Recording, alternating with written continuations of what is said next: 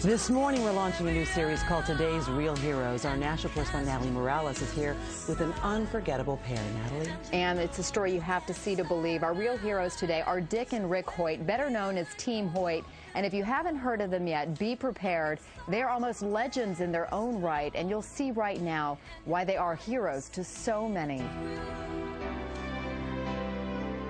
This is one of the greatest love stories of all time, a story of a father who climbs mountains and runs to the ends of the earth and back to give his son a better life, a life that transcends the limitations of his body. Rick Hoyt's fight started at birth 44 years ago when the umbilical cord was wrapped around his neck. He looked beautiful and he was strong and he was laying on his stomach, and I thought he was doing push-ups. But what it was, he was having spasms. The doctors told Dick and Judy Hoyt that their son had cerebral palsy and would never be able to walk or talk. They said, forget Rick, put him away, put him in an institution. He's going to be nothing but a vegetable for the rest of his life. And we said, no, we're not going to put Rick away. We're going to bring Rick home and bring him up like any other child. So when the Hoyt family went to the beach for a swim, Rick went too. He'd sink down to the bottom and he'd look up and start laughing. He played street hockey. We'd just get a stick and push him in a chair and hold the stick for him. We did everything with him that we did with the other two boys. And Rick responded. And you look in his eyes, and he was looking right at you, and you could tell that he understood everything they were talking about. But it wasn't until he was 12 when Rick found his voice, called the Hope Machine, a computer system created by a team of Tufts engineers. Hopefully people will look at me as an intelligent person and look past my disabilities. He could tell us exactly what he wanted, how he felt, you know, where he wanted to go. And it got him to go to school, and he got to be able to talk to a lot of other people. It was at high school where Rick first learned of a 5-mile charity road race for a paralyzed teenager. And he said, Dad, I have to do something for him. I want to let him know that life goes on.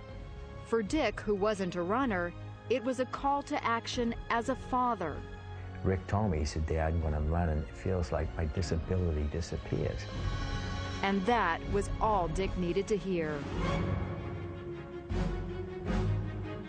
Now, at the age of 66 and 44, Dick and Rick have run 950 races, 60 marathons, including their 25th Boston Marathon this year. They even started doing triathlons, competing in 6 Ironmans, the ultimate test of strength and endurance. All the way, Dick pulls, pushes, and carries Rick's 110-pound frame over the course of the 2.4-mile swim, 112-mile bike ride, and 26.2-mile run. So on this day, we're going for a leisurely stroll. This is a slower pace than you two normally go, right? Oh, this is a nice pace, too. It's a good break. But they don't slow down for long. As long as we're still having fun, we're enjoying it, and we're healthy, we're going to continue doing it. But it's Rick's achievements on the sidelines that are most awe-inspiring. I may be disabled, but I live a very fulfilling life.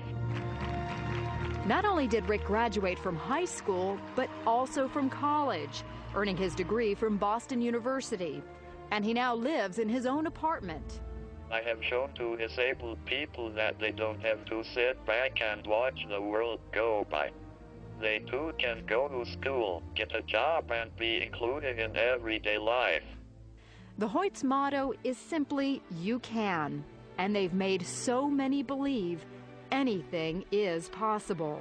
He's competing in road races, competing in triathlons. And all of a sudden, all of these videos are popping up on us, and people are emailing them around the world, and it's just a great feeling. I read them an email they recently received, one of thousands, from a perfect stranger. I write this because I'm a father, and to my shame, I have been nothing like you, Dick. I have been selfish more than I've been selfless. I'm not raising my son the way I had intended to raise him. And up to this point, you could say, I've failed. But yesterday, in a moment's time, I was changed. My heart was broken when I saw how much you must love your son to put yourself through such agony that he might experience the thrill of the race. Yesterday, it became less about me and more about being my children's father. I thank you, sir. You hear this over and over again. Yes, yeah. It clearly is, it touches you every time. It really does, yeah. But you're more than a father. I mean, you are a hero to so many. Mm. And most importantly, you're a hero to Rick. I just think of myself, and I just love my family. And I just want to be the very best father I can be.